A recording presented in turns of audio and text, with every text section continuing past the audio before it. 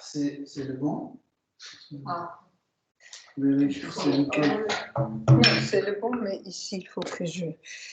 T'as bien fait de me le dire.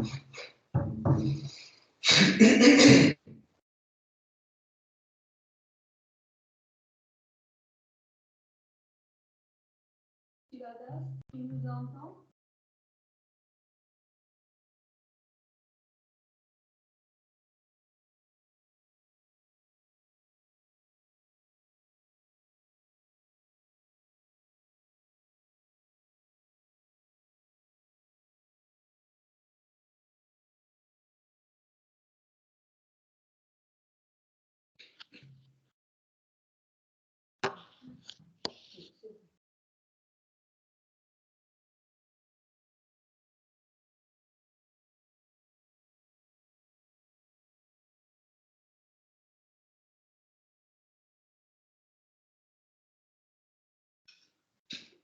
Oui, si, ça, c'est en train de charger.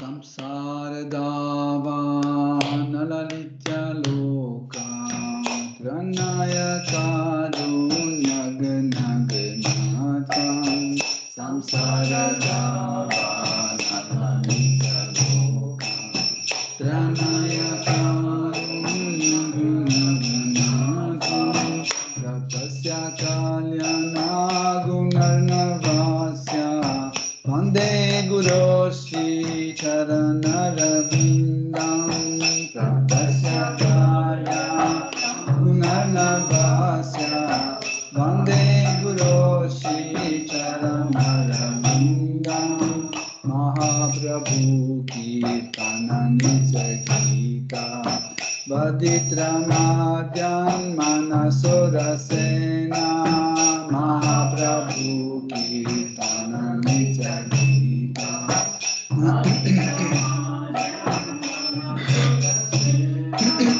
Romancha Kampa Sutaranga Bhaja Vande Guru Sri Charanarvindam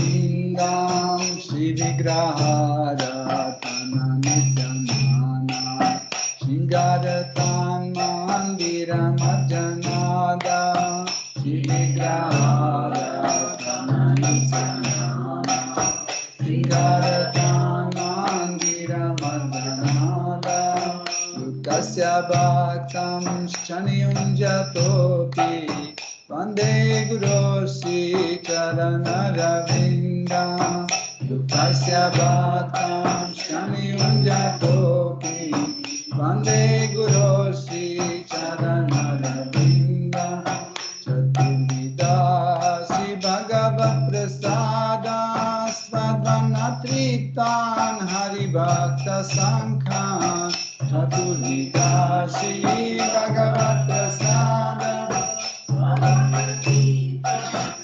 Bhakta Sangha Vipayvati Tim Bhajata Sadaiva Vande Guru Sri Charanarvindam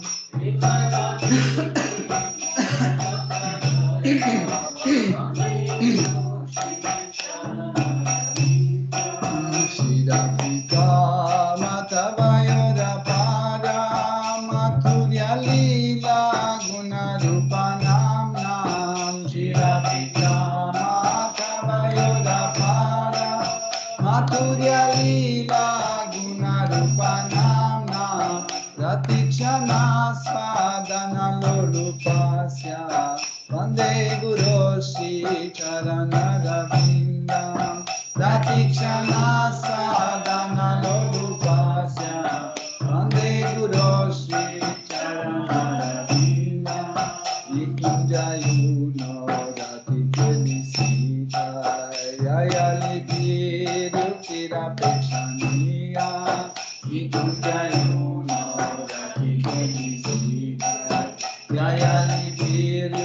Bhaktirapekshaniya Tatrasti Taksha Dati Balavasya Vande Guru Shri Charanarvindam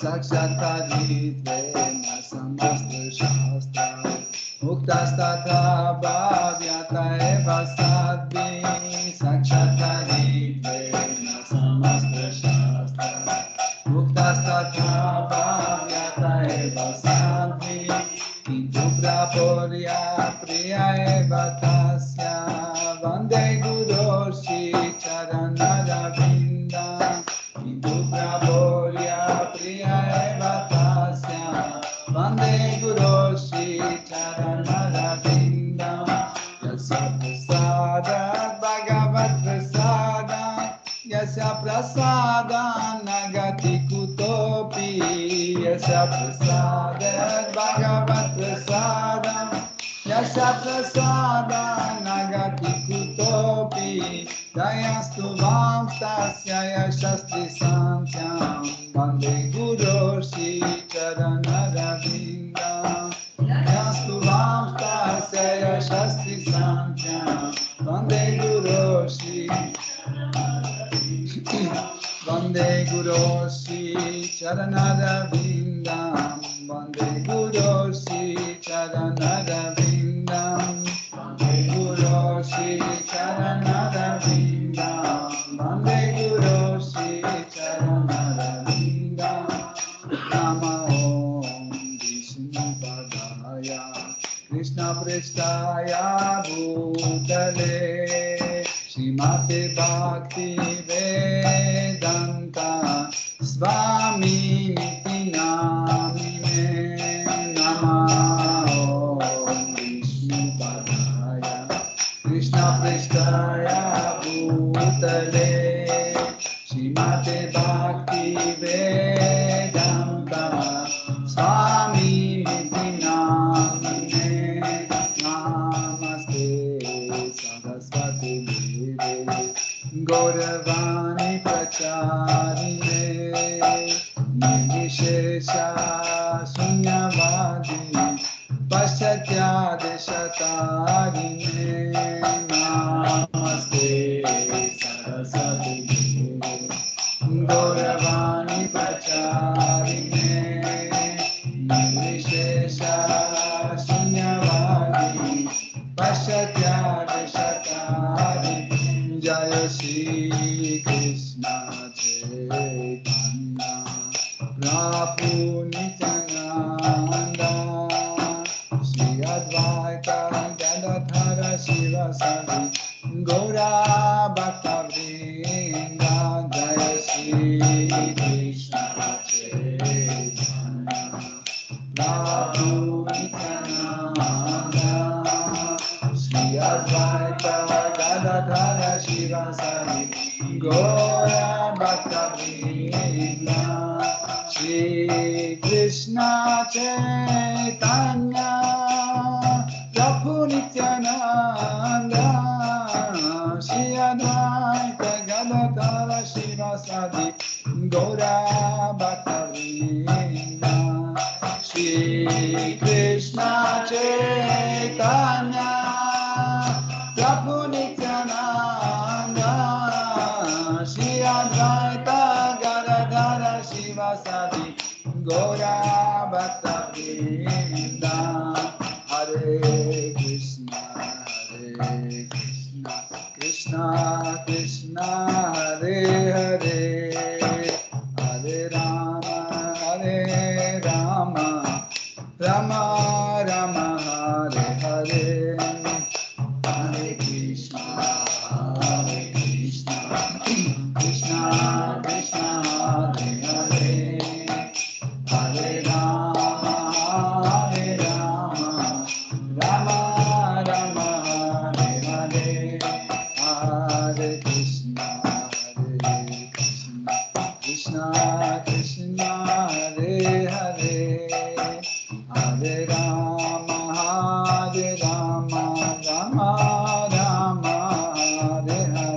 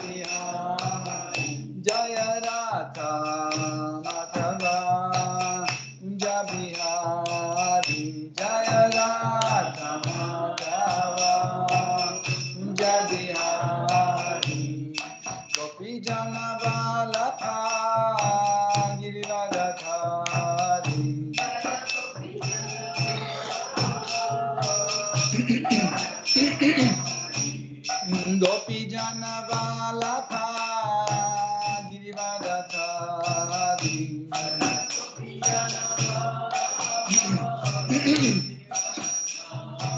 Yasodanandana Vraja Jana Ranjana Yasodanandana Vraja Jana Ranjana Yasodanandana Vraja Jana Ranjana Yasodanandana Vraja Jana Ranjana Yamuna Tira Vanachari Yamuna Tira Vanachari Yamuna Tira Vanachari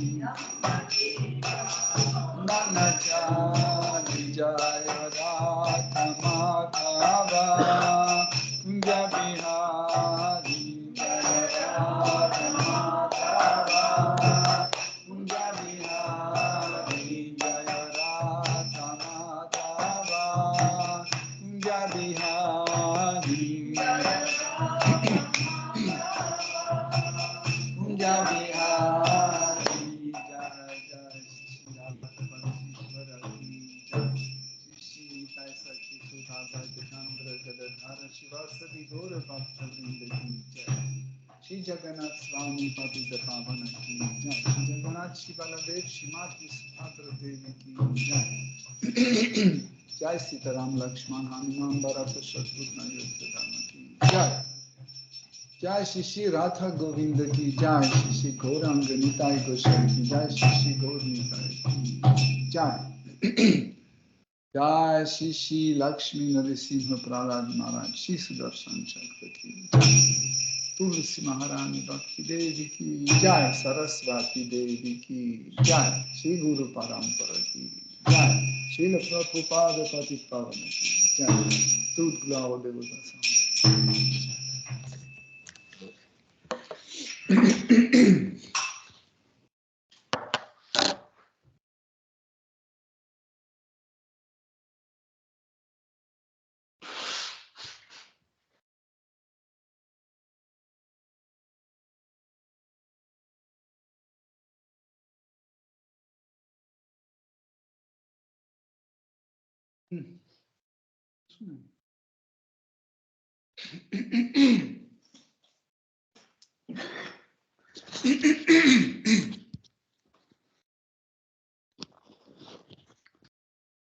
Om Ajnanati Mirandasya Jananjana Shalakaya Chakshurun Militam Yena Tasmai Shri Gurave Namaha Shri Chaitanya Manobhishtam Stapitam Yena Bhutale Swayam Rupa Kadamayam Dadati Swapadantikam Vandeham Shri Guru Shri Yuta Padakamalam Shri Gurum Vaishnavamscha Shri Rupam Sagrajatam Sahagana Raghunatham Vitam Tam Sajivam Sadvaitam Savadutam Parijana Saitam Krishna Chaitanya Devam Shri Radha Krishna Padam Sahagana Lalita Shri Vishakam Vitamscha Hey Krishna Karuna Sindhu Dina Bandhu Jagatpate Gopesha Gopika Kanta Radha Kanta Namostute Tapta Kanchana Gaurangi Radhe Vrindavaneshwari Vrishabhanu Sutte Devi Pranamami Hari Priye Vancha Kalpatarubhyascha Kripa Sindhubhya Eva Chaha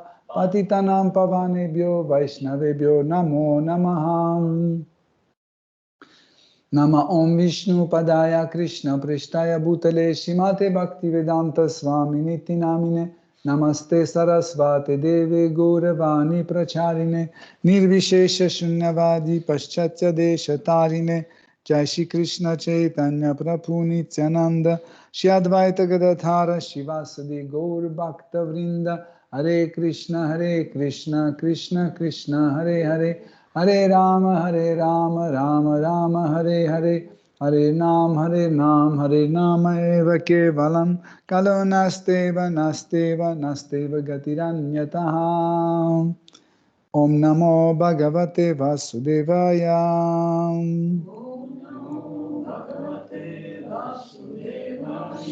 Om Namo Bhagavate Vasudevaya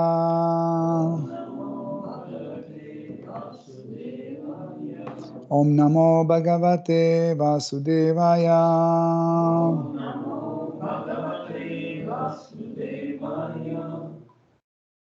Hare Krishna, chers dévots, nous continuons notre étude de Srimad Bhagavatam.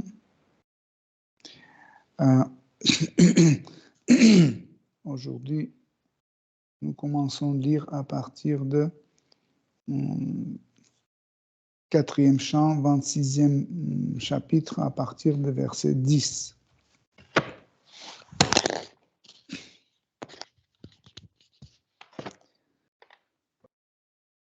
Shashan Varahan Mahishan Gavayan Ruru Shalyakan Mityan Anyamscha Vivithan Vinignan Shramam Atyagat.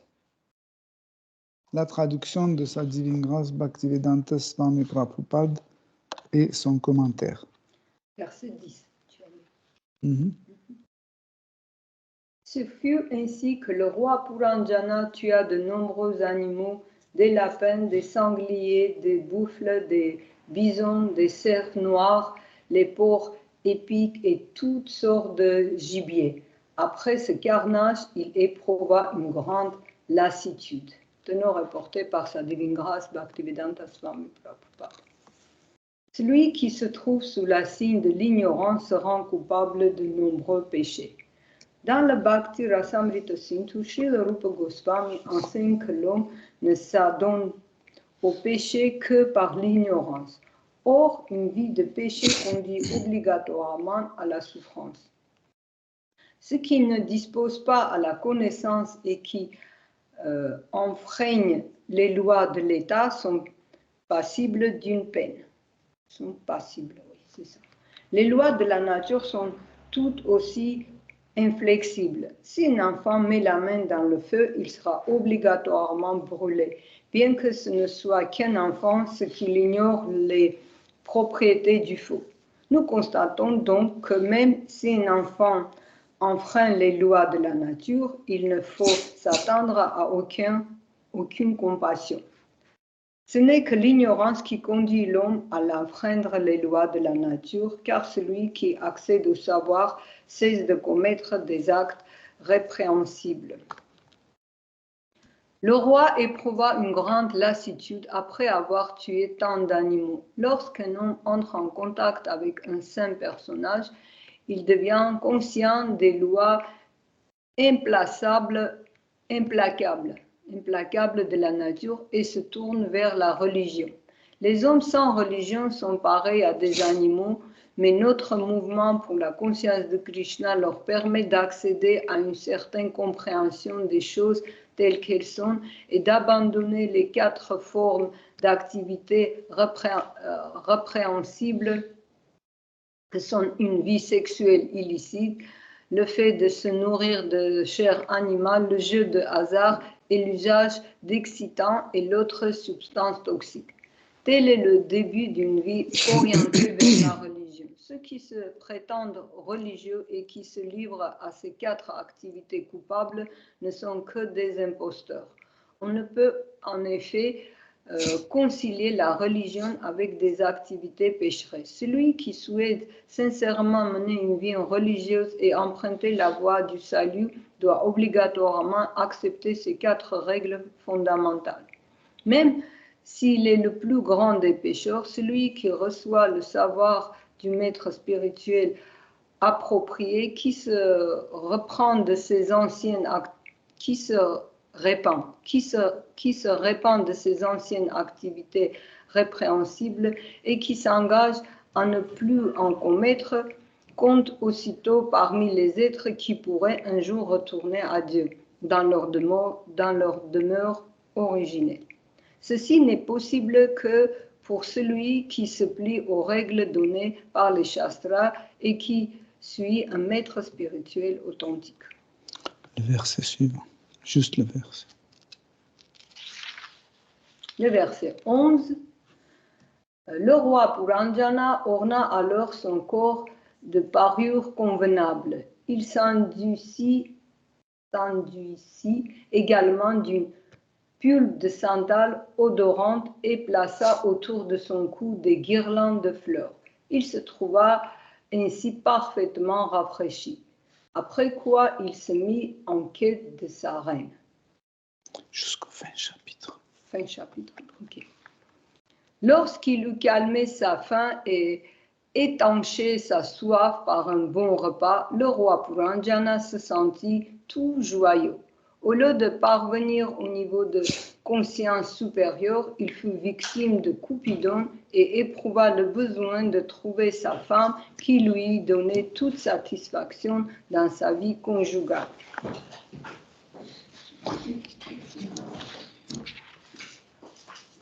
Le roi Puranjana ressentit une certaine angoisse et demanda aux suivantes. Ô femme gracieuse, êtes-vous heureuse comme vous l'étiez parfois, vous et votre maîtresse, ou en est-il autrement? Le verset 15.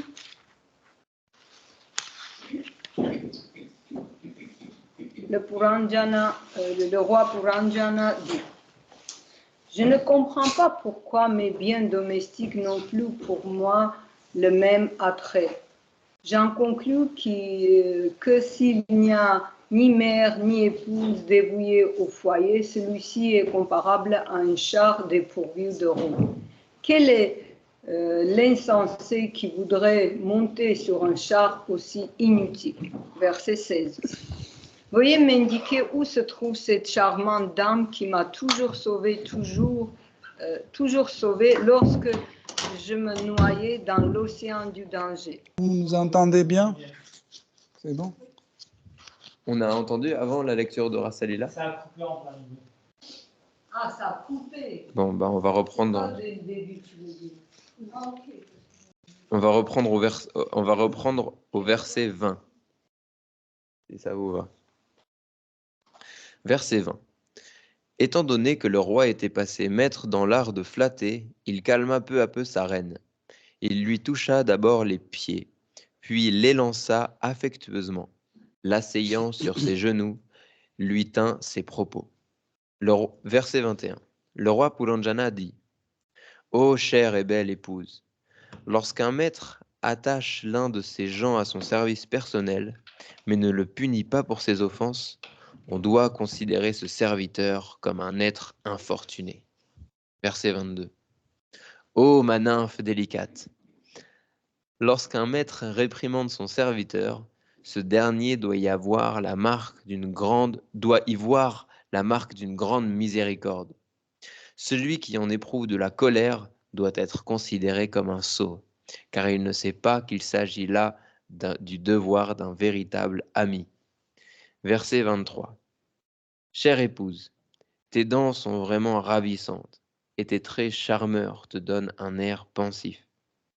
Laisse là ta colère, montre-moi ta grâce, et veuille me sourire avec amour.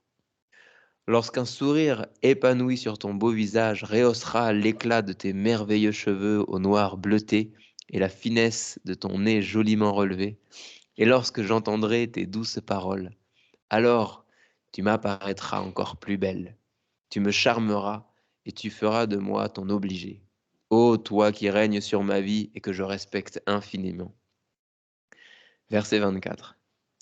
Ô femme de héros, veuille me dire si quelqu'un t'a offensé. Je suis prêt à infliger à cette canaille la punition qu'il mérite, à moins qu'il n'appartienne au groupe des brahmanas. À part un serviteur de Muraripu, Krishna, nul dans les trois mondes, ni même au-delà, ne saurait bénéficier de ma grâce. Nul, après t'avoir offensé, ne saurait vivre sans crainte, car je suis prêt à le châtier. Verset 25. Chère épouse, jusqu'à ce jour, jamais je n'ai vu ton visage sans qu'il n'ait été orné de tilak. Je ne t'ai jamais vu si triste, si éteinte et n'exprimant aucune affection. Jamais je n'ai vu tes beaux seins mouillés de larmes. Jamais non plus je n'ai vu tes lèvres perdre leur éclat. Elles qui eurent toujours le vermeil du fruit bimba. Verset 26. Ô ma reine bien-aimée, mue par un désir coupable, je suis allé chasser dans la forêt sans ta permission. et je reconnais t'avoir offensé. Néanmoins, compte tenu du fait que je suis ton ami et ton serviteur le plus intime, tu devrais encore m'être très favorable. En fait, je suis fort attristé, mais les flèches de Cupidon m'incitent à la volupté. Quelle jolie femme voudrait rejeter un mari amoureux et refuserait de s'unir à lui? Verset A. Ainsi s'achèvent les enseignements de Bhaktivedanta sur le 26e chapitre du 4e chant du Srimad Bhagavatam, intitulé « Le roi Puranjana va chasser dans la forêt et provoque ainsi la colère de la reine. »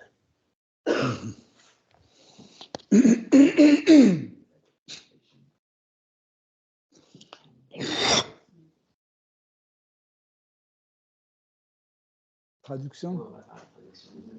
Mais mettez quelque chose parce qu'il fait froid là-bas. Oui. Surtout aux pieds. Oui. Mettez les chaussures.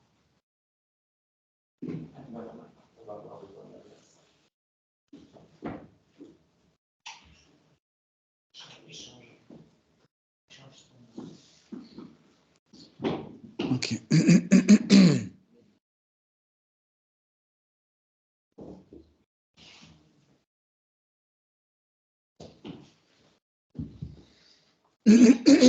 Donc,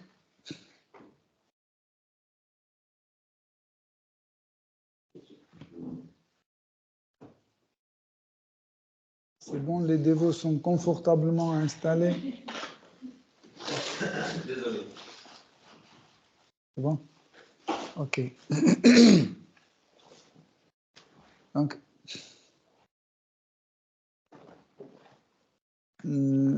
ces 10-12 versets que nous venons de lire tout à l'heure dans Srimad Bhagavatam peut nous sembler que qu'est-ce que ce genre d'histoire, qu'est-ce que ce genre de discours fait dans le Srimad Bhagavatam, car Srimad Bhagavatam, c'est un ouvrage transcendantal, et du coup, on tombe sur une scène de ménage d'un couple, même si c'est un couple de roi et la reine, etc. Qu'est-ce que ça vient de faire dans Srimad Bhagavatam?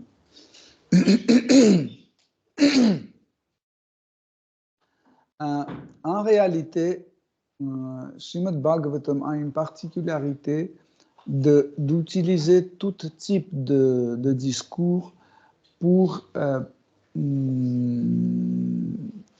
élever l'homme dans son service dévotionnel, pour apprendre à distinguer l'activité matérielle d'une activité spirituelle. De première vue, on peut dire que finalement, ces 12 versets, ils parlent de la psychologie d'un couple, et Srimad Bhagavatam est en train de résoudre le problème d'un couple. Donc, finalement, il s'agit d'un discours sur la psychologie humaine, mais en réalité, ce n'est pas ça du tout. Pourquoi? Parce que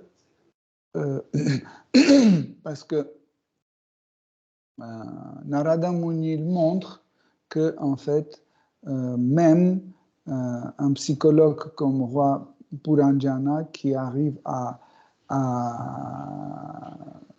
redresser l'état psychique de sa femme, lui-même, il tombe dans le piège de sa femme.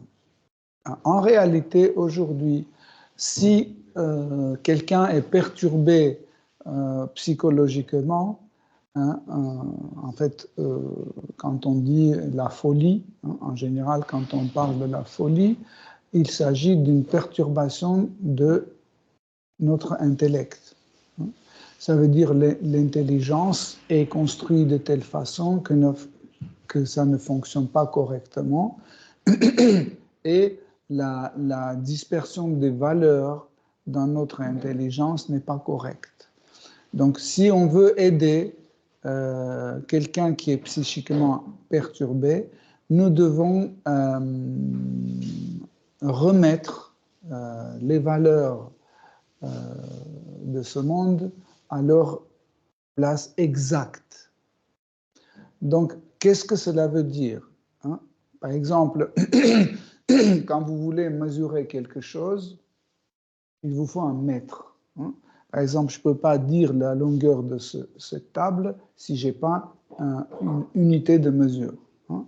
Dès que j'ai un mètre, je dis 1,5 mètre, ou cette pièce fait 5 mètres. Pourquoi je peux dire ça? Parce que j'ai une unité de mesure. Okay? Ou par exemple, pour savoir combien pèse, je ne sais pas, un seau d'eau, je dois avoir une unité de mesure, et cette unité de mesure, c'est 1 kilo, par exemple, et je mesure avec cette unité de mesure. Et quelle est l'unité de mesure d'un homme normal? Parce que depuis le 19e siècle jusqu'au 21e siècle, on a toujours cette non-compréhension de qui est l'homme normal. Alors, qu'est-ce que ça veut dire l'homme normal et un homme anormal? Qu'est-ce que c'est un esprit sain ou qu'est-ce que c'est un esprit perturbé?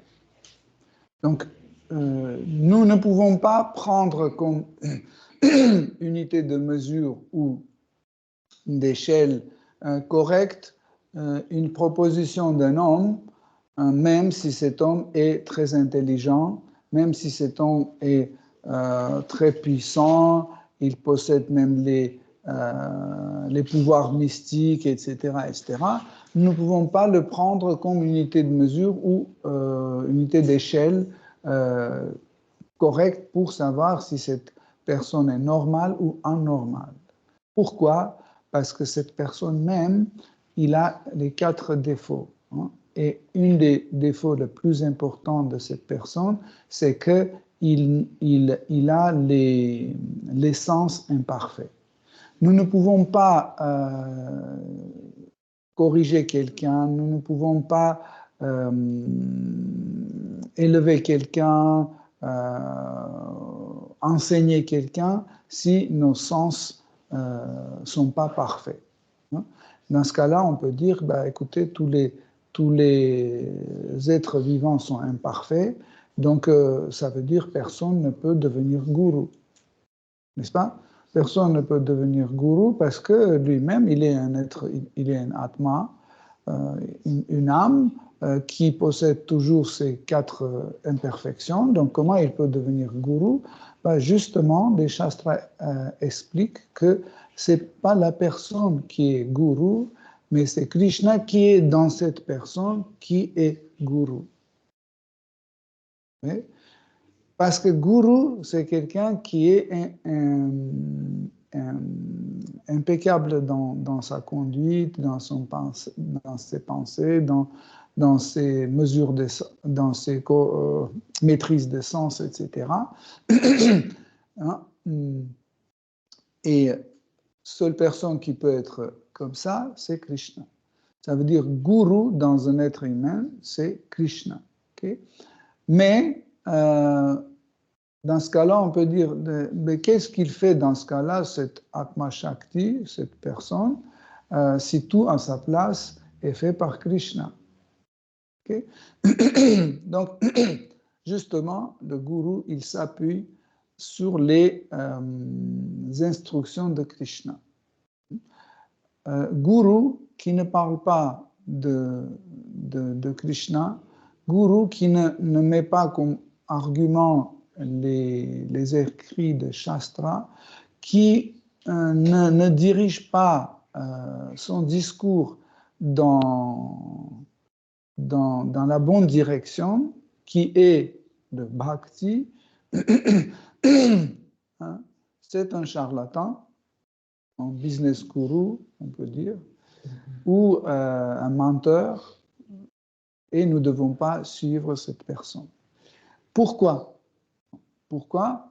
Parce que il y a toujours un danger de suivre ce genre de gourou, parce que ce genre de gourou, en général, ce qu'ils font, ils sont des bons flatteurs. Et ils disent, oh, qu'est-ce que tu es intelligent, oh là là, oh, tu connais par cœur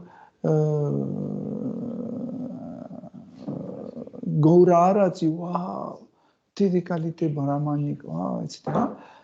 Et ce discours flatteur, en fait, nous influence tout de suite, selon notre Rajas et Tamas, nous sommes influencés et on est prêt à suivre ce gourou et qui peut nous amener vraiment dans une activité pécheresse. Okay? Ici, nous voyons dans ces versets que, en fait, un roi Puranjana, il prend le rôle de quelqu'un qui veut corriger et régler leurs relations de couple. Aujourd'hui, on a des spécialistes pour régler les problèmes de couple. Ils disent, venez, si vous avez des problèmes dans votre couple, il n'y a pas de problème, venez, on va tout de suite régler tout ça, etc., etc. Et les pauvres gens, ils vont là-bas et ces faux gourous psychologues flatteurs, qu'est-ce qu'ils font? Ils disent qu'en fait, votre problème est parce que vous vous sentez coupable. En fait, vous n'êtes pas coupable. Qui est coupable? Alors, c'est coupable, c'est l'école. Le coupable, c'est vos parents, arrière-grands-parents. Le coupable, c'est ceci et cela, etc., etc. Mais pas vous. Et tout de suite, cette personne se sent soulagée et dit, oh, moi, je pensais que c'est à cause de moi. Maintenant, j'ai aucune responsabilité dedans. Voyez? Mais Srimad Bhagavatam explique que tout ce qui se passe avec nous, la première coupable, c'est nous. Donc, il faut chercher la cause de notre culpabilité et la détruire. Et seule chose qui peut détruire la cause de notre souffrance, c'est bhakti, le service dévotionnel. Parce que tout autre acte que nous faisons, qui est différent de bhakti, ça va nous de nouveau emmener à une situation karmique. C'est pour ça que Srimad Bhagavatam explique que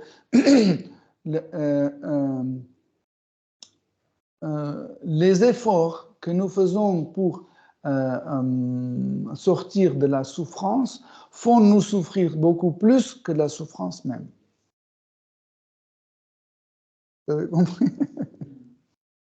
Hein? Quand on essaie de se débarrasser de souffrance, en fait, on souffre plus que la souffrance même qu'on avait tout à l'heure. Donc, pour cela, tout le Srimad Bhagavatam, Vishnu Purana, Garga Samhita, la Bhagavad Gita, les Ishopanishads, Vedanta Sutra, Padma Purana, en fait, tous les écrits sacrés qui ont l'autorité dans la vie d'un dévot, ils disent tous que, en fait, seule façon de se débarrasser de la souffrance, c'est le service dévotionnel. Parce que toute autre activité nous amène de nouveau dans une autre situation karmique qui va nous faire souffrir autrement.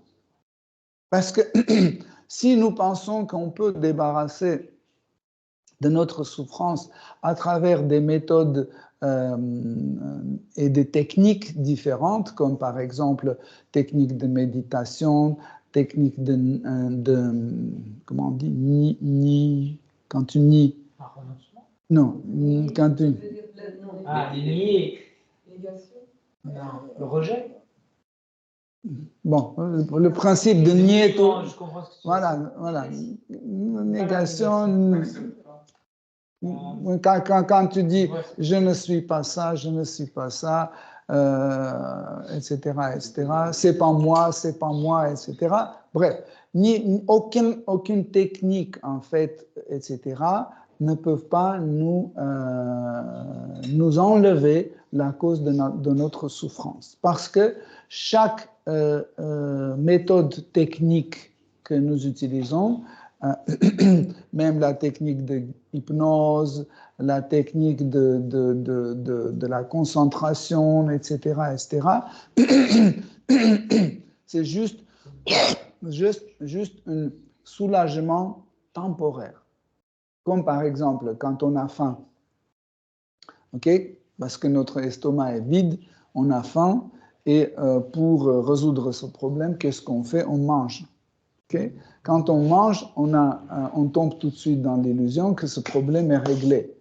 Mais ce problème est réglé pour 3 heures, 3 heures, 4 heures. 4 heures après, nous voyons que la souffrance revient. On a toujours faim. Okay? Donc, pareil, en fait, pour sortir de la souffrance, les écrits sacrés nous proposons la meilleure méthode, la voie la plus sûre, c'est Bhakti, le service dévotionnel. Brahma, Seigneur Brahma, qui a créé tout cet univers. Hein? Vous savez, créer un univers, c'est pas facile. Pour créer une lave-linge, c'est déjà compliqué.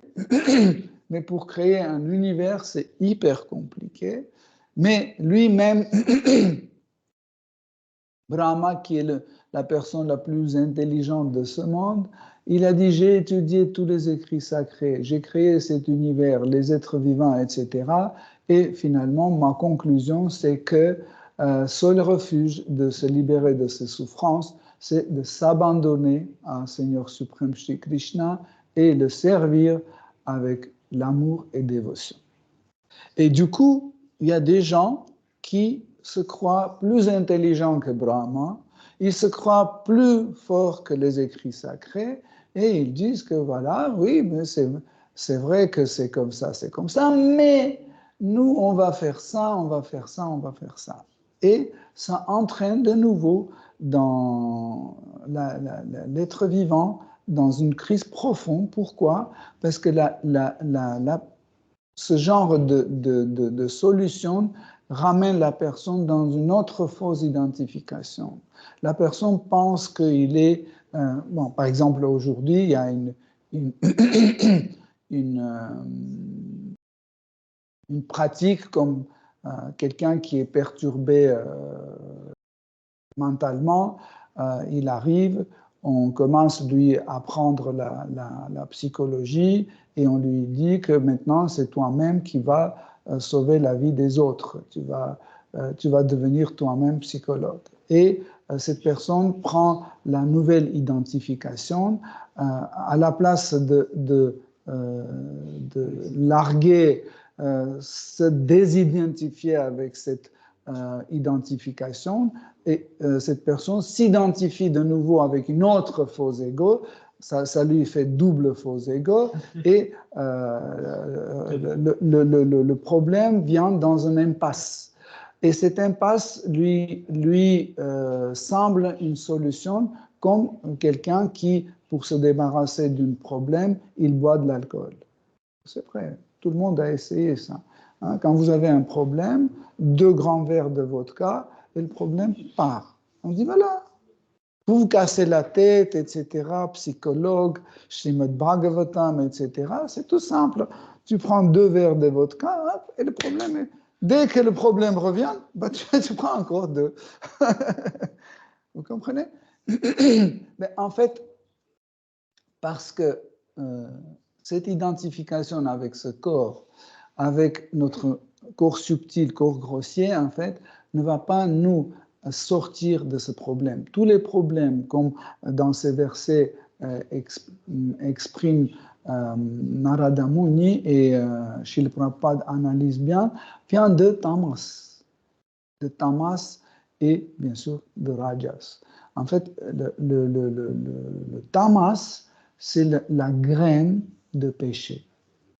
C'est pour ça que les shastras disent qu'être stupide, c'est un péché. Incroyable, non? On peut dire, mais mais je suis un stupide, c'est pas ma faute. Oui, c'est ta faute. Tu es stupide parce qu'il y a la connaissance et tu ne veux pas le prendre. Hein? Ce n'est pas que la connaissance n'existe pas et tu dis, bon, parce qu'il n'y a pas, donc je suis stupide. Non. Et Shastra dit qu'être stupide, c'est un péché. Parce qu'il y a la connaissance spirituelle, il y a le gourou, il y a l'enseignement, mais toi, tu le rejettes. Donc ça, c'est la graine, en fait. La graine, c'est l'ignorance. Hein? La stupidité vient de l'ignorance. Donc l'ignorance, c'est la graine. Okay? Et la force qui nous pousse à faire un péché, c'est Rajaguna, la passion. C'est la passion qui nous pousse à faire un péché. Si vous regardez, tout type de péché, vous allez voir que, en fait, le péché vient de passion parce que la passion nous pousse à faire des choses démesurées. Par exemple, tout simplement, si on prend un péché comme gourmandise, par exemple, il suffit de dépasser la mesure de normes d'un estomac, ça revient au péché. Okay? Tout de suite, ça devient... Qu'est-ce que c'est le péché? On peut dire, mais alors, qu'est-ce que c'est un péché? Le problème de péché, c'est de s'éloigner ou de sortir de voie de bhakti. Et je reviens toujours sur cette idée, quand on dit qui est la personne normale et la personne anormale, hein, celui qui est sur la voie de bhakti, hein, qui est convaincu que seule et unique solution, hein, dans cette vie de sortir de souffrance et arriver au but de la vie, c'est la voie de service dévotionnel, c'est une personne normale. Pourquoi normale? Parce que l'âme, par sa nature, est une dévote. L'âme même, par sa nature, est une dévote. Ça, c'est la norme. La norme de l'âme, c'est être un dévot. Ça, c'est la norme. Celui qui n'est pas un dévot, il est hors norme, donc il est en normal. Donc, c'est pas c'est pas que nous sommes en train de, comment on peut dire, en train d'offenser les gens qui sont non-croyants, etc. C'est pas une offense. C'est que juste on constate ce qui est écrit dans les écrits sacrés. Pas seulement dans les écrits que nous étudions les Vaishnavas, pareil, la Bible, les évangiles, le Coran et tous les autres, ils définissent en fait aussi que la personne qui suit la voie divine, c'est une personne normale. Celui qui écarte de ça, c'est pas quelqu'un normal. Okay? Bon, Srila Prabhupada, dans cette reportée qu'on vient de lire, il dit que, en fait, les non-croyants, les athées, ils sont comme les animaux. Mais s'ils acceptent la vie dévotionnelle, ils peuvent redevenir les gens normaux et suivre la voie de bhakti. Nous voyons comment, en fait, dans nos versets que nous étudions aujourd'hui, comment un roi Puranjana, il est retourné, en fait, à la maison, hein, après avoir péché dans deux sens. Il péchait parce qu'il était en chasse, hein, donc il tuait les animaux. Il n'avait pas besoin de les tuer, mais pour s'amuser, il le faisait. Souvent, les gens prennent plaisir juste pour faire mal aux autres. Hein. Et quand ils voient que les autres souffrent, ils se sentent bien. Hein. Il y a une catégorie des gens démoniaques comme ça. En fait, ils ont tout ce qu'il faut. mais ça ne leur fait pas plaisir. Pour qu'ils se sentent bien, il faut que quelqu'un se sente mal. Donc là, ça c'est l'esprit démoniaque. Et ce genre de personnes, en fait, ils ne suivent aucune règle. Pour eux, les règles, c'est eux-mêmes. Par exemple, Hiranyakashipu, Ravana, les démons les plus qualifiés, on peut dire, ils disaient c'est comme ça parce que c'est moi qui ai dit. Nous, quand on dit c'est comme ça, comme avec Julie, on a parlé de feu, feu bleu, orange, rouge, etc. Et on s'appuyait, chacun s'appuie sur quelque chose. Julie s'appuyait sur les recherches scientifiques, moi je m'appuyais sur Srimad Bhagavatam. Okay? Mais les démoniaques, ils s'appuient sur leurs propres paroles. Ils disent c'est comme ça parce que c'est moi qui ai dit. Vous voyez? Donc la règle pour un être démoniaque, c'est ce qu'il dit, c'est ce qu'il pense. Ça, c'est la règle. Et ici, dans ces versets, nous voyons qu'il est rentré à la maison et la première chose qu'il a voulu, c'est d'être servi. D'être servi.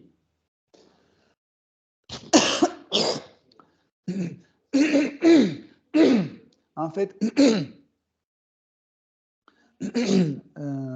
le plus grave problème de la société d'aujourd'hui, c'est chaque membre de notre société, il veut être servi.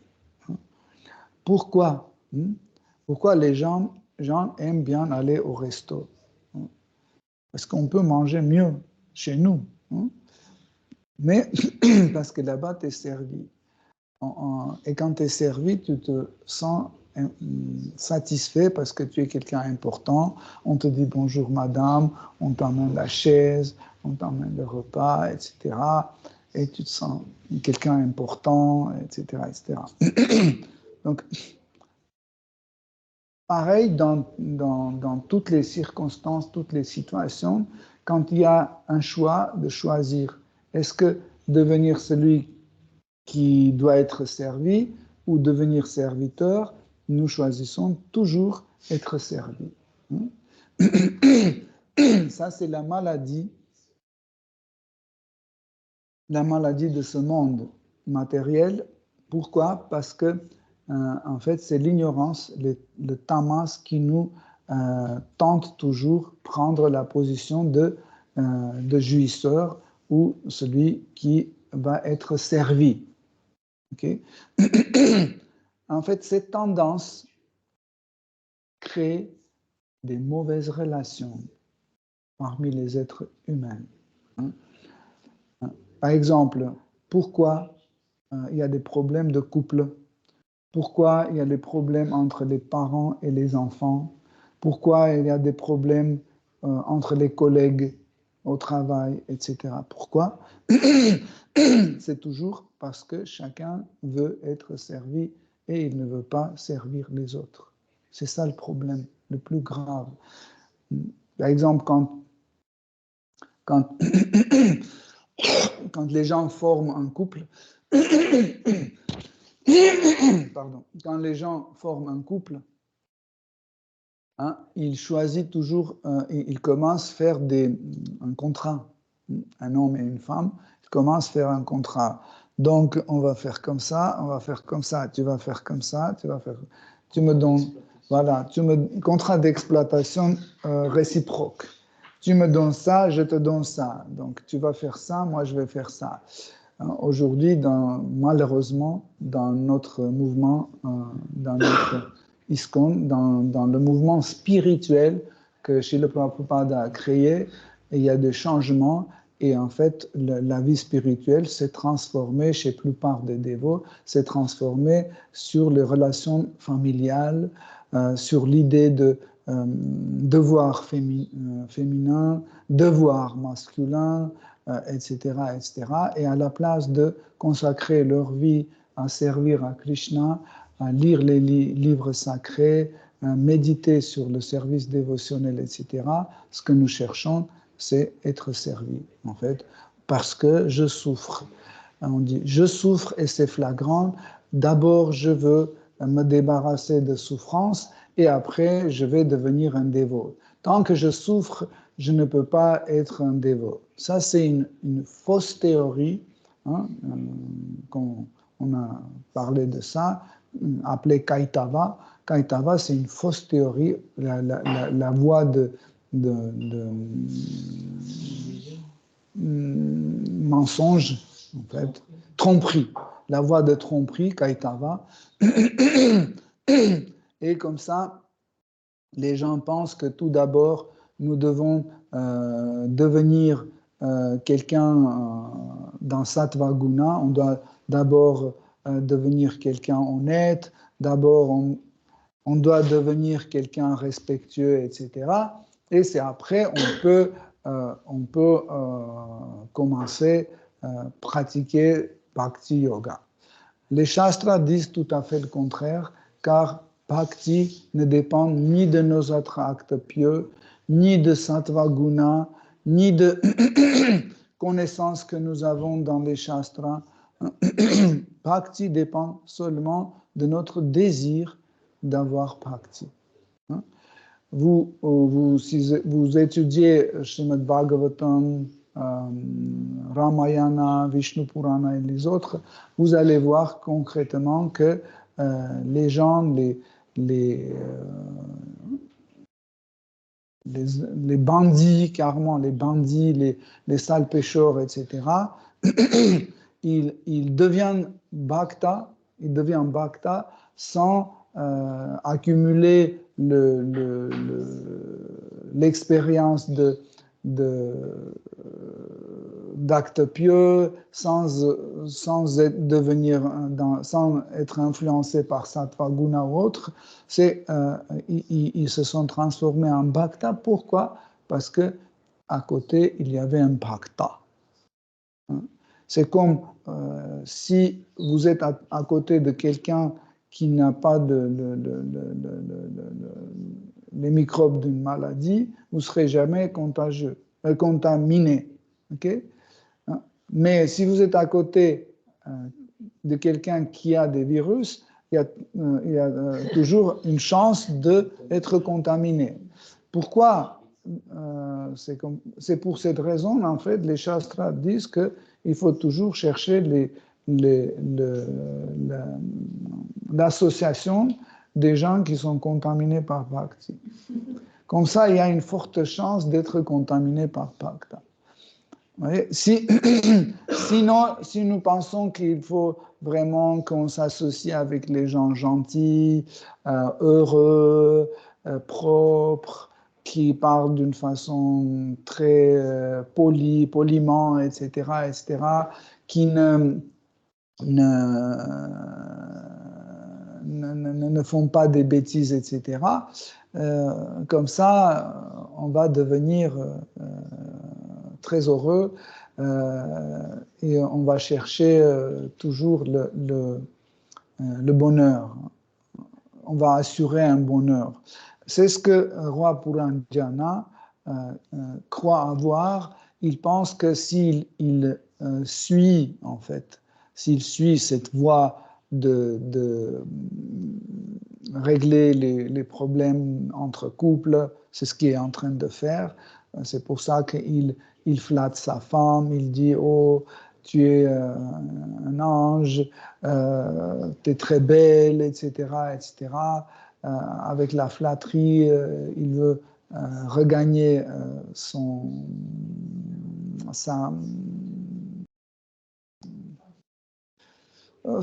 intention, etc., pour remettre tout comme c'était avant, hein, et parce qu'il a retrouvé sa femme par terre avec les cheveux qui n'étaient pas même brossés, etc. Là, il faut vraiment dire que c'est pas seulement Roi Puranjana qui est joué psychologue, sa femme aussi a joué psychologue. Hein. Si par ses paroles, roi Puranjana faisait sa psychologie pour regagner l'attention de sa femme faisait la même chose contre lui. Hein.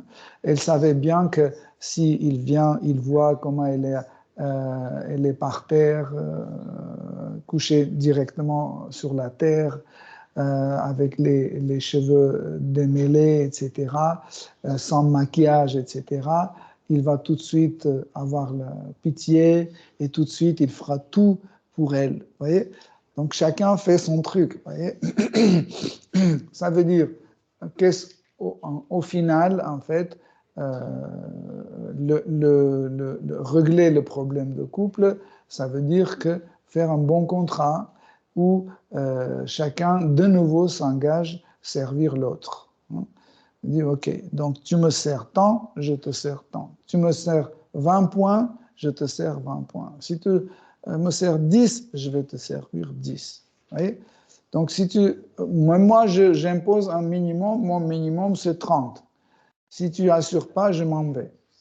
Vous voyez? Donc, en fait, par la suite, quand on va lire le chapitre suivant, vous allez voir que, au final, ce problème de couple qui se croit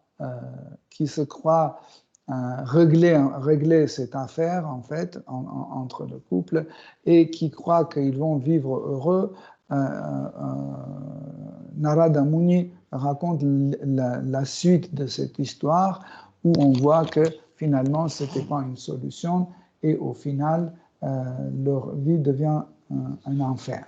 Nous pensons que nous pouvons toujours être heureux dans le couple si on est gentil, on est correct, on fait nos devoirs. C'est impossible parce que nous vivons dans le monde matériel. Et il y a quelque chose appelé imprévisible qui peut toujours venir et perturber les relations entre deux personnes. C'est imprévisible, en réalité, c'est imprévisible, il est partout. Hein? Ne pensez pas que c'est imprévisible, vous pouvez éviter si vous avez, je ne sais pas, une île dans la Méditerranée, entourée par les, je ne sais pas, systèmes de protection, etc., antimissiles, etc., etc. Donc, vous êtes protégé de cette imprévisible. Hein? Comme si vous pensez comme ça, vous tombez dans la même illusion comme Hiranyakashipu. Hiranyakashipu aussi, il est tombé dans cette illusion. Vous vous souvenez, il faisait un contrat avec Brahmadev. Il a dit, je veux que personne ne me tue ni dans l'air, ni sur la terre, ni à l'intérieur, ni à l'extérieur, ni avec la main, ni avec une arme, etc., etc. En fait, il a fait une liste de conditions. Brahma dit, il n'y a pas de problème, ok. Donc, il pensait qu'il a tout ça, donc le problème est réglé, il ne va jamais souffrir. Eh bien, non, parce que son propre fils, hein, il était contre sa dictature. Il était contre son opinion des principes existentiels. Okay? Et à cause de ça, Hiranyakashipu souffrait. Il avait tout dans ce monde matériel, Hiranyakashipu, il avait tout, tout lui appartenait. Hein. Il suffisait qu'il jette un regard sévère, tout de suite les arbres, ils commençaient à donner des fruits. Hein. Par exemple, ici, maintenant, nous avons des arbres qui donnent des fruits une fois par an, n'est-ce pas? Et parce que c'est la nature qui fait comme ça.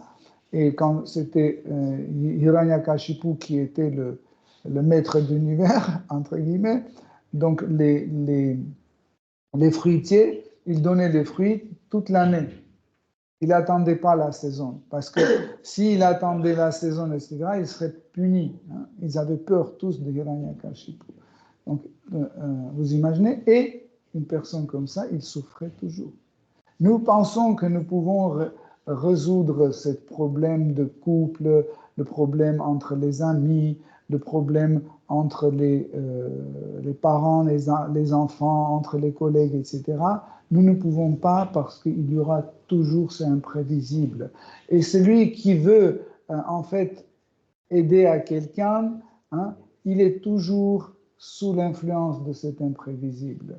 Donc, voilà pourquoi, en fait, pour résoudre ce genre de problèmes que nous avons dans Srimad Bhagavatam et Narada Muni montre bien, c'est le chemin de Bhakti. Hein. Par exemple, imaginez que vous êtes en train de lire la Bhagavad Gita telle qu'elle est, et vous arrivez à un verset où Arjuna il dit, alors comment résoudre ce problème de ce monde, de cette souffrance, etc. Comment le faire? Et Krishna dit, oh Arjuna, va, trouve un psychologue, tu t'abandonnes à lui et il va te régler tous ces problèmes. Non, c'est pas ça qu'il dit, Krishna. Krishna dit, va trouver une personne réalisée qui a compris la vérité absolue, tu t'abandonnes à lui, serre-le et pose humblement des questions. Ça, c'est la méthode. S'il y avait une autre méthode meilleure que ça, Krishna donnerait une autre méthode. Pourquoi Krishna donne cette méthode? Hein? Même il répète la même méthode, Krishna répète à la fin de la Bhagavad Gita. Il dit, laisse toute forme de devoir, de toute forme de la religion, et tu t'abandonnes à moi. Le reste de tes problèmes, je m'en occupe. Mais nous, sous l'influence de Tamas et Rajas, on dit, attends, Krishna, moi je vais m'occuper de mes problèmes. Pourquoi? Parce qu'en fait, ça fait plaisir. Hein? C'est une forme, vous savez que souffrir, c'est une autre forme de plaisir. Hein? Parce que pour ne pas souffrir, qu'est-ce qu'il faut faire? Juste ne pas souffrir. C'est tout. Parce que c'est qui souffre? C'est moi qui souffre. Donc si c'est moi qui souffre, je peux dire, ben, je ne souffre plus. Mais pour pouvoir ne pas souffrir, il faut s'engager sur une autre voie. Et cette voie, Krishna nous propose, cette voie, c'est Bhakti, c'est service dévotionnel. Quand on est occupé par Bhakti, on n'a plus le temps pour souffrir. Croyez-moi. Parce qu'on laisse tellement de temps libre pour la souffrance, et la souffrance dit, oh oui, je suis, c'est comme ça, ma mère m'a dit ça, mon père a dit ça, ma femme a fait ça, mon fils a fait ça, et c'est toujours les autres qui sont coupables. Ça, c'est une forme de plaisir. Et il y a une autre forme de plaisir encore plus fort, c'est quand on dit c'est moi qui est coupable, tout est à cause de moi, etc. Ça, c'est une forme de autoglorification. C'est moi qui est coupable, tout est moi. Ça veut dire c'est moi seul. C'est moi seul qui est la source de toute cette souffrance. Donc, c'est juste à la limite dire je suis le Paramatma, tout dépend de moi. Non. Donc, encore une fois, pour encore faire un résumé de tous les versets que nous avons lus, Narada Muni, dans l'histoire de ce couple, il montre en fait l'illusion d'un bonheur qu'il compte à avoir. Donc la femme, de son côté, arrange des choses pour au final avoir ce bonheur, et l'homme de son côté fait tout le possible pour avoir ce bonheur de couple. Hein. Et après, dans le chapitre suivant, on va voir comment Narada Muni, en montrant la suite, il montre comment en fait tout ça sur quoi il compte, tout est détruit. Hein. Parce que en général, nous comptons sur ça, comme dans l'histoire de Gajendra, de l'éléphant de Gajendra. Hein. Au départ, il comptait sur ses propres efforts. Après, il a compté sur les efforts de ses amis, de sa famille. Quand personne, en fait, tout sur quoi il comptait, rien n'a marché, donc il s'est adressé à Krishna. Donc, Srimad Bhagavatam dit, la Bhagavad Gita dit, n'attendez pas à ça. Pourquoi attendre aussi longtemps? Juste vous vous abandonnez à Krishna et cela, en fait, va résoudre tous les problèmes. Bon, Hare Krishna, je sais qu'en fait, souvent c'est difficile et dur d'entendre ce genre de traitement d'une question comme ça, mais croyez, c'est que c'est pas mes paroles, c'est les paroles de Narada Muni, c'est les paroles de Srila Prabhupada, et même s'ils sont difficiles à accepter, c'est la chose la plus importante qu'on doit avoir comme leçon aujourd'hui. Hare Krishna. Si vous avez des questions, des commentaires. Oui. Dans ce que tu viens de dire, en fait, il suffit de, si je puis dire, pardon, il suffit de, comment dirais-je, de pratiquer pour s'apercevoir que ça marche. C'est même pas assez difficile, c'est encore se plaindre, on le fait et puis on vérifie si ça marche ou pas. Et ça marche. Souvent, les gens disent oh, sadhana bhakti, c'est difficile, je ne peux pas suivre, c'est compliqué. Mais, c'est pas comme ça. Pourquoi Krishna dit il faut qu'on s'abandonne à un gourou? Et on doit pratiquer notre service dévotionnel sous sa guidance. Par exemple, Guru dit, bon, tu vas chanter un tour par jour. Et tu dis, mais pourquoi tout le monde chante 16? Pourquoi tu me dis chante un tour par jour? Parce qu'il sait que si tu commences à chanter 16 tours, très vite tu seras découragé et tu vas abandonner cette pratique. Okay? Ça veut dire, être sous la guidance de Guru, c'est avancer spirituellement d'une façon progressive, progressivement avancer. Okay? Pour avancer progressivement, il nous faut un gourou. Pourquoi? Parce que sinon, sous la passion, on va dire 30 tours par jour, 64 tours par jour. Voyez? Ou sous le tamas, on dit non, moi je ne suis pas capable, oh, à la maison il y a du monde, je ne peux pas chanter, etc. etc. Donc, et nous pensons que c'est impossible. Okay? Mais nous voyons que sous la guidance de Guru, tout est possible. Progressivement, on peut. Il suffit, comme tu as dit, il suffit de commencer. Il suffit de commencer. Quand on commence, et on a un gourou, ça veut dire, qu'est-ce que ça veut dire avoir un gourou? Ça veut dire prendre les instructions et les appliquer. C'est pas avoir gourou, c'est pas juste dire que c'est mon gourou. Non.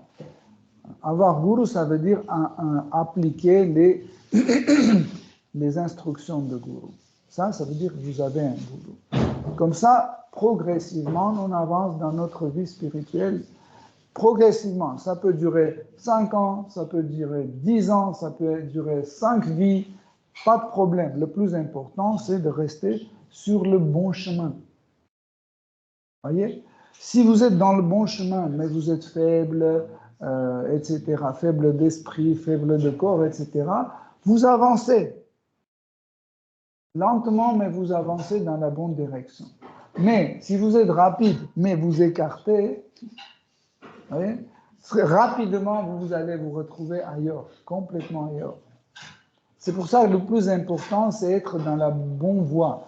Si on est sur la bonne voie, c'est pas grave si on marche lentement, si on est, je ne sais pas, on a des difficultés, des problèmes, c'est pas grave. Petit à petit, tout sera résolu. Le plus important, c'est la voie choisie.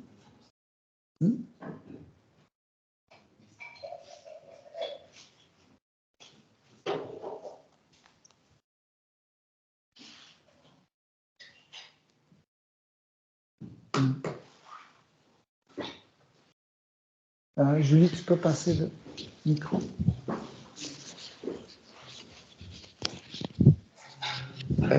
Merci beaucoup. C'était une très très inspirant. Et en fait, je voulais vous demander, est-ce que vous pourriez nous partager votre propre expérience, comment vous avez pu vous voir vous évoluer, comment vous avez pu en fait gagner de plus en plus de foi dans ce processus, avoir par exemple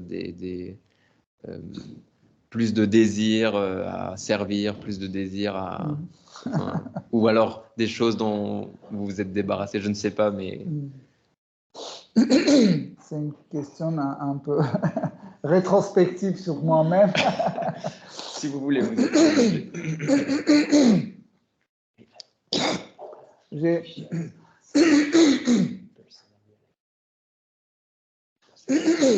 J'ai commencé ma vie spirituelle dans la tradition chrétienne et en fait j'avançais comme je croyais que j'avance en fait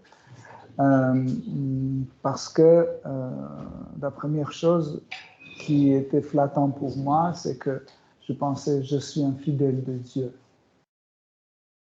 Je suis un fidèle de Dieu et je regardais les autres comme des mauvaises personnes, comme des nuls, etc. Et je me sentais toujours que je suis plus important que les autres. Pourquoi? Parce que je suis un fidèle de Dieu et les autres, c'est des sales pécheurs, etc. En fait, c'était une mauvaise compréhension de fidèle de Dieu. Et en fait, le christianisme d'aujourd'hui que je pratiquais, en fait, n'était pas une bonne version de christianisme, parce qu'en fait, je voyais qu'en fait, tout dépend de Dieu, et donc j'ai rien à faire. Vous voyez? Donc j'ai rien à faire, donc l'idée de sadhana bhakti, etc., tout était mis à part, donc tu n'as rien à faire. Le plus important, c'est de ne pas pécher. Et si au cas où tu as péché, c'est pas grave. Tu viens, tu demandes pardon, tu allumes ta bougie à l'église et va dormir tranquille jusqu'au prochain péché.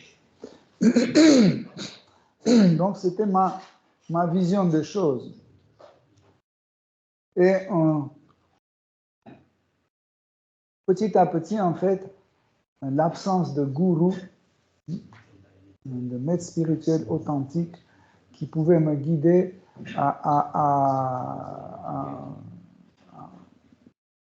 m'a mis dans une situation où je commençais à poser plein de questions sur le monde spirituel, sur Dieu, surtout sur Dieu, parce que je voyais que, en fait, l'idée de paradis, ça ne m'intéressait pas du tout, personnellement, parce que dans ma vie, j'avais tout ce qu'il me fallait, je m'amusais très bien, j'avais à boire, à manger, tous les 4 types de péchés étaient à ma disposition. Donc j'avais pas de problème de ce genre pour dire « Oh, là, je souffre, et là, je vais aller dans le paradis pour ne pas souffrir. » En fait, je ne me sentais pas souffrant du tout. Il n'y avait pas de souffrance. Je m'amusais bien, sauf que j'aimais Dieu, comme je pensais. En fait, sa personne, la personne de Jésus-Christ m'intéressait beaucoup, etc. Mais je voulais savoir plus. Et chaque fois, quand je voulais avoir plus, on me donnait toujours le même livre. 4 évangiles. Et en fait, je les lisais, relisais. Et quand il y avait des questions qui apparaissaient, je ne savais pas à qui poser ces questions.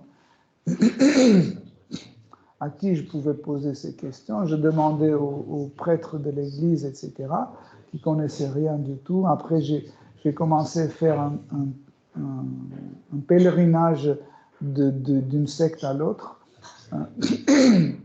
Les témoins de Jéhovah, les cinquantaines, il y a une secte, les cinquantaines, je ne sais pas comment ça se dit, Petitdiciaci.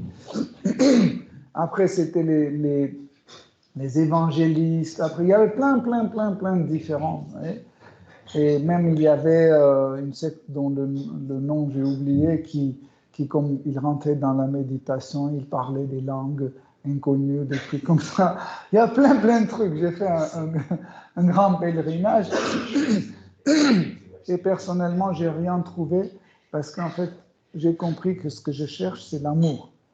Et là, il n'y avait pas d'amour. Et après, j'ai commencé à lire le Coran. En fait, aussi, je n'ai pas trouvé l'amour, j'ai trouvé juste une récompense à mes efforts. Si vous lisez le Coran, vous allez voir qu'en gros, il n'y a pas de discours sur l'amour, il y a plutôt un discours sur la récompense. Ils disent que si tu es fidèle à moi, c'est Allah qui dit, si tu es fidèle à moi, si tu respectes tout ce que je te dis, etc., tu vas aller dans le paradis où il y a des jeunes filles chastes, les fruits qui poussent sur les arbres, les rivières qui coulent. Bref, ça ne m'intéressait pas non plus, ni les filles, parce qu'il y avait plein d'ici, c'est pas la peine d'aller là-bas. Il y a des fruits aussi, bon.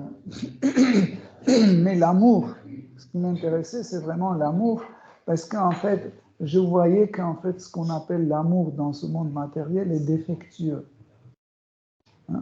Chaque fois, je tombais amoureux et au final, j'étais frustré parce que ça ne marchait pas. Pourquoi? Parce qu'il y avait toujours des défauts dans cet amour. Toujours l'amour était défectueux. Et je comptais sur Dieu. Mais dans les évangiles, je n'ai pas trouvé vraiment cet amour. Parce que même dans les discours des apôtres, il y avait plein de choses intéressantes. Surtout quand Saint Paul disait des paroles extraordinaires sur l'amour, j'aimais beaucoup. Mais ce n'était pas suffisant et c'était toujours défectueux parce qu'il n'y avait pas une profondeur d'explication. Qu'est-ce que c'est en réalité? Et par exemple, les écrits bouddhistes impersonnalistes, ça c'était pour moi vraiment nul. Désolé pour les bouddhistes et impersonnalistes, parce que sur l'amour, il y avait zéro. Il n'y avait même pas un mot sur l'amour. Et en fait, j'étais vraiment très, très frustré. Et jusqu'au moment où j'ai rencontré les dévots. Et le premier dévot que j'ai rencontré, c'était Bhavana Prabhu, qui m'a prêché, en fait. Il venait de sortir de prison. Et je suis tombé sur lui. C'était une rencontre près de l'opéra de Yerevan. Il avait une coiffure bizarre, il avait des cheveux et derrière il y avait beaucoup de cheveux comme ça. En fait, c'était son shika qui n'était pas attaché, très long, je dis. Et il avait un sac en tissu et il y avait plein de livres dedans. Et il m'a dit, attends, je dis, qu'est-ce qu'il y a? Il me dit, oh, je vois que tu es quelqu'un intelligent. Je dis, comment tu sais? Si, ça se voit dans tes yeux. Il a dit, j'ai des livres très, très intéressants. Je sais que tu aimes lire. J'ai dit, oui, j'aime lire. Il a dit, voilà, je te propose ces livres. Tu peux donner ce que tu veux. Tu peux faire juste une donation. J'ai dit non. J'ai dit non, je ne veux pas parce que j'ai plein de trucs à lire. Et en fait, ces livres étaient faits à la maison. Ce n'étaient pas les livres édités. C'était les livres qui étaient fabriqués à partir de papier photo. Chaque page était c'était photographié, vous voyez. Par exemple, la perfection de yoga qu'on a, qui fait 3 mm, 4 mm, version photographique, c'était un gros truc comme ça.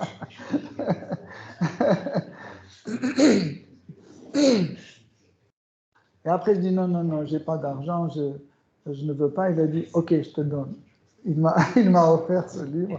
Malheureusement, dans le déménagement, je les ai perdus.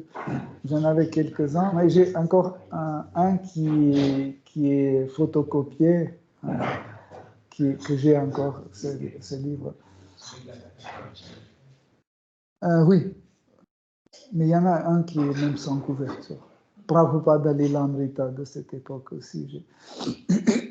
Et puis, il m'a commencé poser des questions, où tu habites, qu'est-ce que tu fais. J'ai dit, mais tu n'es pas de la police. Pourquoi tu poses tellement de questions? Elle dit non, juste comme ça, etc. Bon, j'ai pris le livre et je suis allé comme ça. Et puis, ce qui est drôle, c'est que là où il habitait, on devait passer toujours par la gare de Yerevan, gare routière, gare de chemin de fer, et on se voyait souvent. Et chaque fois, il commençait à me prêcher, etc. Donc, je fais une courte version, en fait, parce que j'ai tellement de choses à raconter. J'essaie de rester près de la question de Patita. En effet, bref, je suis tombé dans le Sangha de dévots arménienne qui était très stricte, et ce que j'ai aimé, en fait. Parce que j'ai vu que en fait, c'est comme ça, ou tu donnes ta vie ou rien. C'était pas comme ça. Ouais, je vais voir, c'est intéressant. Je vais rester un peu. Oui, je peux un peu manger du chocolat et un peu être végétarien, mais pas toujours. Dimanche, j'ai ma famille. C'était pas comme ça. Ou tu es un dévot ou tu n'es pas un dévot. C'était très, très radical, en fait, parce que c'était une seule façon de laisser le monde matériel. On était comme ça, très kamikaze. Dans le bon sens. Ou tu es un dévot ou tu n'es pas un dévot. Demi-dévot, un quart de dévot, ça n'existait pas. Voyez.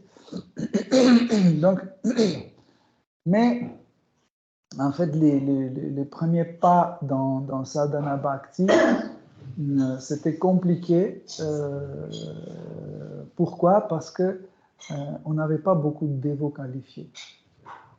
Parce que c'était le début du mouvement. Et on avait juste le premier chant de Srimad Bhagavatam, la Bhagavad Gita, Krishna Book, Sri Upanishad et l'enseignement de Sri Chaitanya Mahaprabhu, comme je vous avais dit. Il y avait juste ces 5 livres et c'est tout. Et il n'y avait pas beaucoup de dévots qui pratiquaient longtemps, etc. Voyez. Même, par exemple, Sarvabhavana lui-même, Satchisutta, Shyamapunda, ils ne pratiquaient pas trop longtemps. On n'avait pas des seigneurs dévotifs, etc. Ils étaient tous jeunes. Et souvent, on spéculait sur certaines choses parce qu'on n'avait pas de source pour savoir. Il n'y avait pas d'Internet pour tout regarder tout de suite. Il n'y avait pas un ton de gourou. Aujourd'hui, chaque 3e personne est un gourou. Là-bas, un gourou, c'était un gourou, comme chez le Prabhupada. Si on disait gourou, il devait être comme chez le Prabhupada, sinon on ne l'accepterait pas. Quand quelqu'un venait, par exemple, nos critères, c'était comme ça. Si c'est un gourou, donc il doit être comme chez le Prabhupada. Sinon, on ne l'accepte pas. Donc, je vous assure que le plus dur dans Sadhana, c'était le chant de ce nom. C'était trop compliqué pour moi. Je chantais toujours la même chose. Et j'ai commencé à spéculer. Je disais aux dévots plus anciens, est-ce que, juste à la place de répéter, est-ce que je peux juste chanter? Je dis oui, si tu veux, tu peux chanter avec une mélodie. Et j'ai essayé de chanter 16 tours, 16 tours, c'était pas possible. Après, je suis revenu sur le chant quotidien comme nous faisons aujourd'hui. Et en fait, il y avait un piège aussi, c'est que il suffisait d'avoir un peu de connaissance. Un peu de connaissance, on se croyait déjà quelqu'un important et tout de suite le rajas commence à monter. Quand tu connais rien, tu es humble, mais il suffit d'avoir un tout petit peu de connaissance, tu commences à imaginer quelqu'un expert, etc. Tu te mets dans la position de gourou, etc.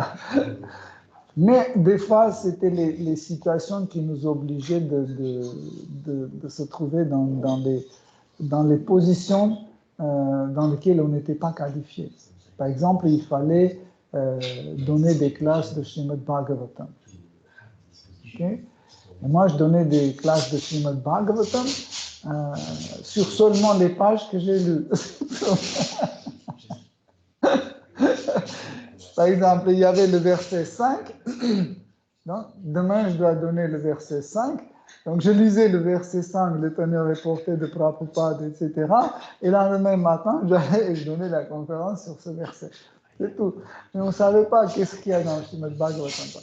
Ce n'était pas parce qu'on voulait absolument prendre ce rôle, mais il n'y avait pas de dévots qualifiés, il n'y avait pas beaucoup de monde qui était engagé. On n'était pas très nombreux à cette époque-là.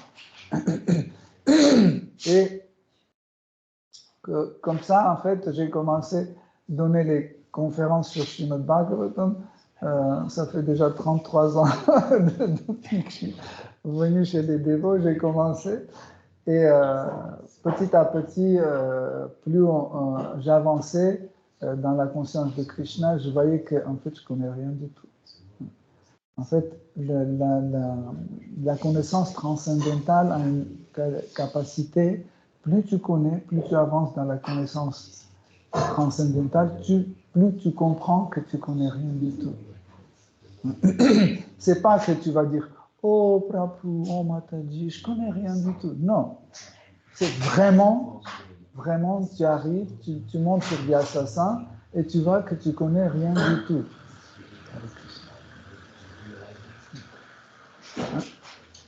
Tu vois que tu connais rien, dans ta tête, tu n'as rien du tout, et maintenant tu vas donner une conférence par la miséricorde de Srila Prabhupada, par la miséricorde de Guru, par la miséricorde de Saraswati Devi, et tu commences petit à petit, dégeler ta confiance gelée, parce qu'il n'y avait rien, et du coup, tu vois que tu dis des choses que tu ne connais même pas, tu dis des choses que tu n'es pas capable de s'en souvenir, etc. Oui? Et quand on parle d'humilité, on ne peut pas avoir l'humilité selon une commande. On ne peut pas commander l'humilité. On ne peut pas pratiquer l'humilité. C'est impossible. Hein? Mais l'humilité vient avec les réalisations. Plus on réalise des choses, plus on devient humble. Qu'est-ce que c'est une réalisation? En fait, la réalisation, c'est quand on fait une conclusion d'une certaine chose et on applique cette conclusion et on voit que c'est OK pour nous. Et on pose la question à Guru et Guru dit aussi que c'est OK. Donc, ça veut dire qu'on a réalisé ça. Et cette réalisation, en fait, nous rend plus humbles. Nous comprenons qu'en fait, ça ne dépend pas de moi. La connaissance que j'ai, ce n'est pas la mienne. Ce n'est pas moi qui prêche. C'est Guru qui prêche, c'est Krishna qui prêche en moi. Ce n'est pas moi qui sauve le monde. Des fois, nous sortons dans le Harinam et on dit on va sauver le monde avec le Saint-Nom, mais on ne comprend pas que ce n'est pas nous qui sauvons le monde, c'est le Saint-Nom qui... Et le Saint-Nom, ce n'est pas mon nom, c'est le nom de Krishna. Et donc c'est Krishna qui sauve le monde et pas moi. Mais des fois, nous tombons dans cette position où on a des ambitions que c'est nous qui sauvons le monde et nous avons une mauvaise comportement envers les gens en pensant que oui, c'est vrai que vous êtes ignorants, c'est vrai que vous ne comprenez rien, vous êtes sale pécheur, mais maintenant je vais vous expliquer la vérité. Maintenant vous allez tout comprendre et je vais vous sauver. Ça, c'est une très mauvaise façon de penser. Ce n'est pas seulement que c'est offensif ou blessant, c'est orgueilleux. C'est très orgueilleux parce qu'en fait, on est en train d'approprier quelque chose qui ne nous appartient pas. Parce que la connaissance ne nous appartient pas. C'est ce que nous pensons que c'est notre connaissance. Non, la connaissance appartient à Krishna. Et Krishna nous donne cette connaissance pour un bon usage. Et le bon usage de la connaissance, c'est de transmettre aux autres. Si on ne transmet pas cette connaissance aux autres, Krishna ne nous donne pas. Si vous voulez vraiment progresser dans la connaissance spirituelle, il faut essayer de transmettre ça aux autres. Ça, c'est la meilleure façon de réaliser la connaissance transcendantale. Plus le dévot avance dans la conscience Krishna, plus il devient un dévot qualifié, il découvre que maintenant, il s'offense moins en moins. Ouais. Mais au début, quand quelqu'un te dit « Prabhu, il faut distribuer le prasad avec la main droite. » « Waouh, il m'a dit ça. Je connais bien qu'il faut faire ça. » Ou quand quelqu'un dit « Prabhu, il ne faut pas rester dos vers l'autel. » Il dit « Oui, je sais.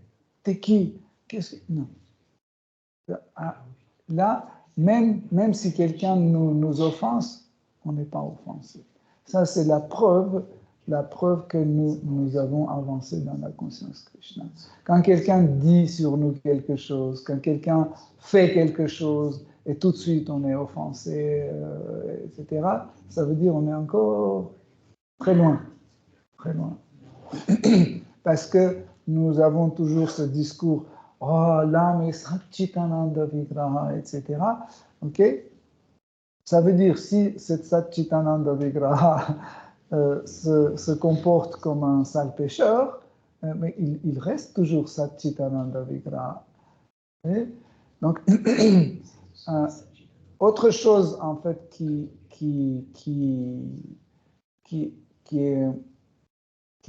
aussi définit un dévot avancé, qualifié, c'est qu'il devient très patient.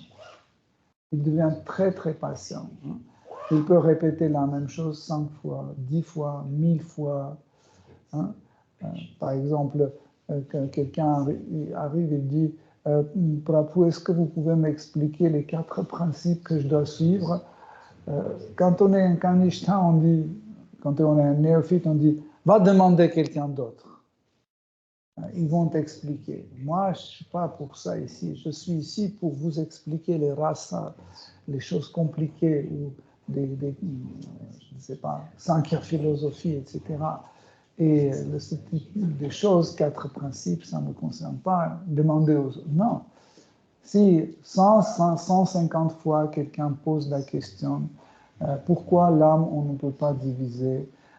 Pourquoi on doit suivre 4 principes? Qu'est-ce que ça veut dire Varnashrama? Des trucs ennuyeux comme ça. On ne s'ennuie pas, on explique parce qu'on devient content qu'il va découvrir Varnashrama Dharma.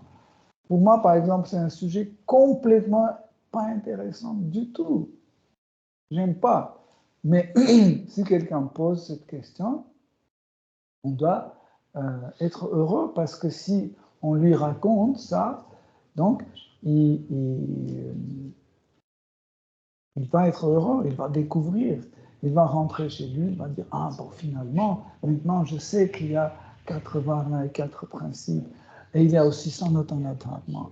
Ouais, ça c'est très bien. » Donc, on lui a aidé à avancer. C'est ça qui est le plus important. Pas je vais raconter quelque chose qui me plaît. Ce qui ne me plaît pas, je ne vais pas raconter. Non. En fait, un dévot qualifié aussi, c'est quand il fait toujours ce qui est le plus important à ce moment-là. Dans cet instant, dans ces circonstances, ce qui est le plus important, il le fait. Ça, c'est la qualification d'un dévot. Donc, c'est un dévot qualifié. Donc, on s'approche à la fin. Donc, et aussi, la qualification la plus importante de dévot, c'est qu'il ne voit en lui aucune de ces qualifications. Il pense qu'il n'a ni ça, ni ça, ni ça, ni ça, mais il fait des efforts pour les avoir. Et il ne déprime pas. Jamais il ne déprime pas, parce que déprimer, c'est un péché. Okay. Hare Krishna. Shri Srimad Bhagavatam ki jai. Srila Prabhupada ki jai. Shanda Prabhu ki jai.